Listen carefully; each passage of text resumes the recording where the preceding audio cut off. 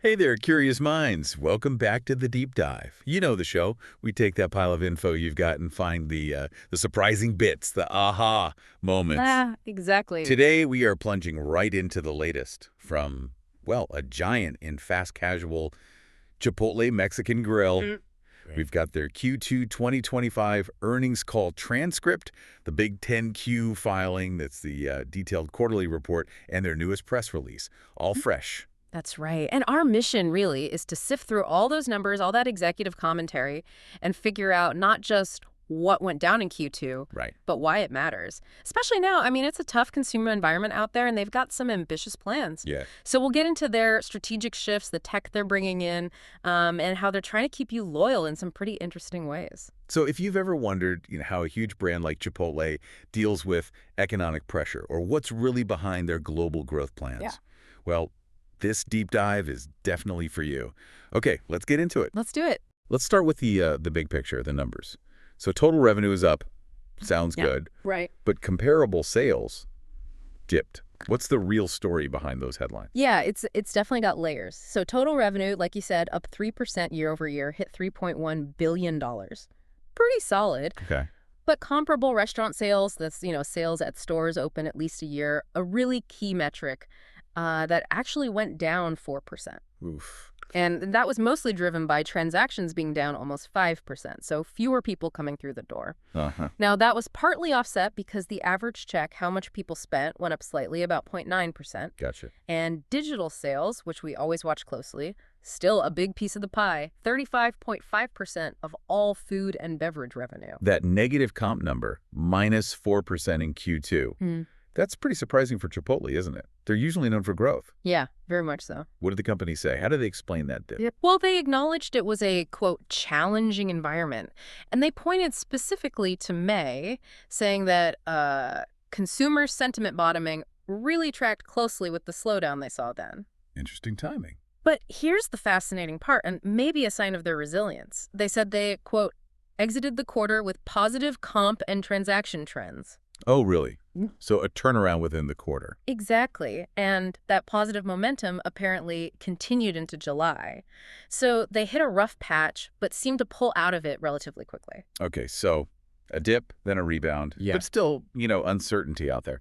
What does that mean for the rest of the year? What's their forecast now? Well, given that volatility they've adjusted, they're now expecting comparable sales to be about flat for the full year. Flat. Okay. Yeah. So it suggests, caution, but also determination. They're basically counting on that summer momentum carrying through to kind of stabilize things for the year. Pragmatic, maybe. Right. A flat year isn't exactly setting the world on fire. But Yeah. for a company this size, it probably means they're pulling some strategic levers, right? They talk about 5 strategies, and the first 3 are this flywheel. Exactly, the flywheel. How are they spinning that on the operations side to fight these headwinds? Yeah, the flywheel concept is key for them. It's operations, marketing, and digital all sort of pushing each other. So on operations, a really big move was bringing in Jason Kidd as the new chief operating officer. Uh-huh. Okay. New leadership. Yeah, bringing in some heavy operational experience. And on the ground, in the restaurants, they're reporting progress on throughput execution. That's just getting orders out faster, basically. Mm-hmm. Over 70% of their places now have an expo position, as someone specifically managing the flow on the make line during busy times. Smart. And they finished rolling out that produce slicer everywhere. That's supposed to help teams with prep work and just managing those peak rushes better. This equipment stuff, the slicer, the expo roll, Yeah. it sounds like more than just making things faster. Mm. Is there a deeper strategy? Oh, absolutely. It connects directly to scalability and, importantly, quality. So beyond just the slicer, they've started rolling out what they call a high-efficiency equipment package. Okay, what's in the package? It includes a dual-sided plancha, like a grill that cooks both sides at once, essentially, a 3-pan rice cooker for more capacity, and a high-capacity fryer. Ah, And the goal isn't just speed, though that's part of it. They're aiming for, quote, improvement in the consistency and quality of our culinary. And also just a better experience for the staff and the guests. makes sense. Happy staff, better food, faster lines. Right. And crucially, they think this package, which they expect in hundreds of restaurants by year end and all new ones from Q4, could, quote, unlock additional growth platforms like catering makes handling big orders easier. Interesting. And they're even looking further ahead, exploring stuff like an augmented digital make line, something called autocado, maybe automated cooking for rice or something. And a vision system, possibly using AI to check portion sizes or food quality. Very tech-forward stuff in their innovation lab. Okay, so lots happening operationally to build that foundation. What about marketing? How are they trying to stay visible, relevant, and loved, especially after that slowdown they mentioned? Yeah, they definitely reacted to that May dip. They intentionally boosted their summer marketing, actually doubled their reach on social media and streaming platforms. So doubled. Yeah. And their big push was the Summer of Extras for loyalty members. Seemed like a hit. Engaged 5 million people. 5 million. Yep. And 40% of those actually made a purchase. Plus, they saw a 14% jump in loyalty signups compared to last year. Nice. And importantly, it drove more frequent visits, especially from people who didn't come in often. About 2 million of those less frequent users started engaging more. So bringing people back or getting them to come more often. Exactly. Menu innovation was big, too. That Chipotle honey chicken, huge I success. heard about that one. Yeah, highest trial rate of any limited time offer they've done. It was in like 1 out of every 4 orders. And people loved it, so they said it's definitely coming back. Good to know. They also rolled out Adobo Ranch. First new dip in 5 years. Off to a good start, apparently driving extra purchases. It really sounds like they're using these campaigns to learn, not just sell burritos today. Is that feeding into future plans? Oh, absolutely. They explicitly said they're using these learnings for the rest of this year and to plan out their 2026 calendar. Okay. Which, by the way, will include more limited time offers, maybe 3 a year, and more sides and dips because they found those are highly incremental, meaning people add them on top of their usual order. Smart. Add-ons boost the check size. Exactly. And probably the buzziest marketing thing they did was that tatted like a Chipotle bag BUGO campaign on social media. Oh, yeah, the tattoo thing. Wild, right? Leveraged user content, only lasted an hour, but apparently drove more than double the sales they'd normally see in that 3 to 4 p.m. slot. I know. And generated over 100 million social impressions. They called it a media halo effect that drove people straight to their digital channels. Just a really clever viral play. That's impressive. Okay, so speaking of digital, how are they making that experience better, especially with, 20 million loyalty members now? Yeah, over 20 million active members. It's a huge asset. So they're constantly working on the app. Recent updates added more personalized messages like rewards, reminders, or suggestions based on what you usually order. Or are you getting smarter? And they're pushing enrollment campaigns hard. The Summer of Extras thing also worked like a game for 3 months. You know, extra points, prizes, keeping people engaged. Gamification. Exactly. And they've got something planned for college students this fall. But what's really interesting, I think, is this win-back journey they're developing. Win back. Yeah, using AI to target offers specifically at people who haven't visited in a while or seem close to lapsing. Proactive retention. Totally. And they've had success with AI already. They used a tool for new users that apparently boosted engagement by like 47%. So they're leaning into AI to keep customers close. Okay, so that's the flywheel. Operations, marketing, digital. But beyond that core, they're still pushing hard on expansion, right? Expanding access. What does that look like now? Still very much a priority. In the U.S. and Canada, they actually set a record. In Q2, opened 61 new restaurants. 61. In one quarter. Yep. And 47 of those had a Chipotle, and that drive-through pickup lane for digital orders. That's clearly the model going forward. Seems like it. They're up to 61 locations in Canada now, nearly tripled that business in 5 years, and they say the economics there are basically the same as the U.S. Wow. And they're still on track to open somewhere between 315 and 345 new restaurants total this year in North America, over 80% with Chipotlanes. That's aggressive growth. And long-term, they're still talking about hitting 7,000 restaurants just in the U.S. and Canada. Big numbers. That U.S. and Canada growth is one thing, but international, that always seems like a tougher nut to crack for American brands. How are they feeling about that? What's the update? Yeah, it's definitely a longer game, more complex, but they sound pretty positive. In Europe, they say they're making progress, getting good feedback on the food quality and the overall experience, which is crucial. All right, they gotta get the basics right. They have their head of Europe and Canada focused on building the team and the culture needed to scale up there, kind of replicating what worked in Canada. Okay. And the Middle East partnership seems really promising. That first restaurant in Kuwait in the Avenues Mall, apparently it's already doing better sales volume than the average U.S. restaurant. Really? That quickly. Yeah, quite remarkable. They have 5 open now across Kuwait and Dubai with their partner, the Al Shia Group, and plan to pick up the pace in the second half of the year. Okay. Plus, they expect to open their first place in Mexico early next year with another partner, Alsea, and they're actively looking at other potential partnerships globally. How do they choose partners? They mentioned a framework they use looking at the size of the opportunity, how complex it would be operationally, the quality of the partner, obviously, and the financial model. So pretty methodical about it. Okay. And the last piece they talk about, which maybe gets less attention, is sustaining world-class people leadership.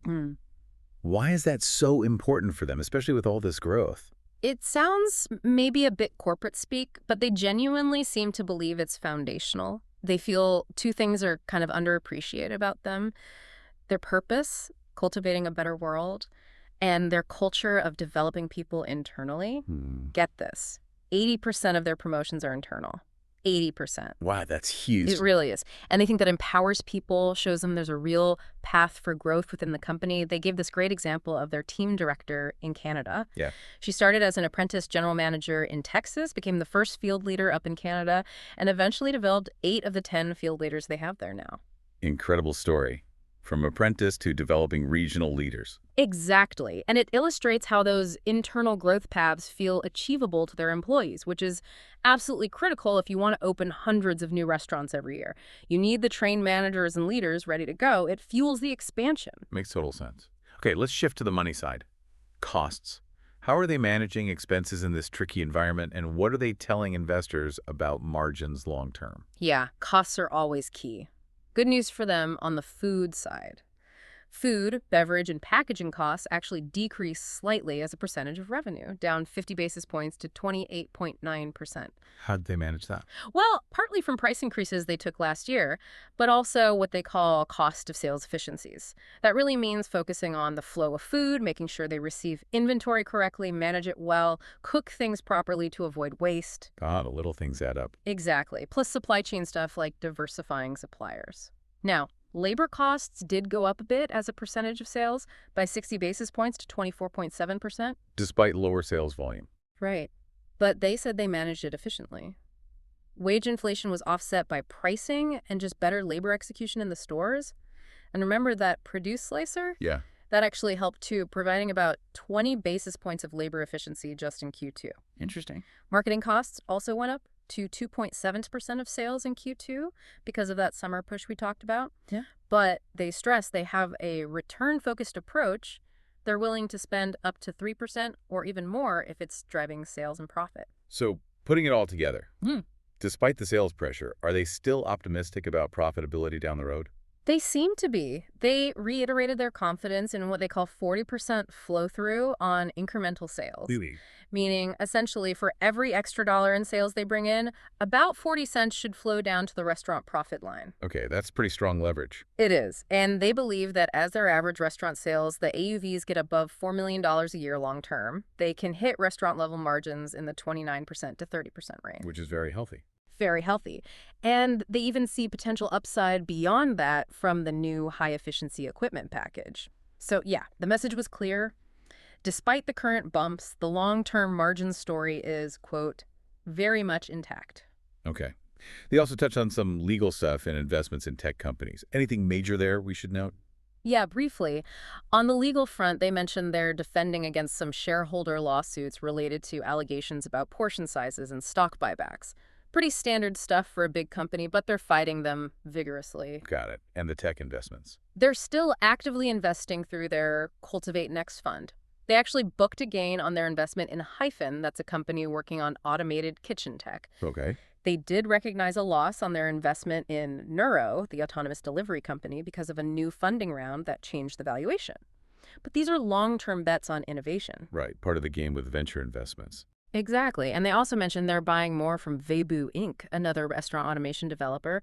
So it just highlights that even with challenges, they're keeping their foot on the gas with tech innovation. Okay, so wrapping this all up, what's the big picture takeaway from this deep dive into Chipotle's Q2? Well, I think what we've really seen is Chipotle navigating a a pretty tricky consumer landscape by really doubling down on that strategic flywheel we talked about. Mm. Operations, marketing, digital. Right. They're not just sitting back, they're actively testing new menu items, tweaking loyalty programs, even experimenting with kitchen automation. They're trying things. Yeah, definitely not standing still. And all while they're still pursuing really aggressive expansion, especially internationally now, and constantly reinforcing that internal culture focused on promoting from within. It's a really interesting balancing act, isn't it? Managing the immediate financial pressures while still investing heavily in that long-term growth vision. You see the calculations behind the moves, the new COO, the kitchen gear, the targeted AI marketing, the global partnerships. Indeed. It really all comes back to their fundamental belief in their brand, their food, and just the huge runway they still see ahead for growth, even if there are some bumps like they saw in Q2. All of which leads to, perhaps, a provocative thought for you listening.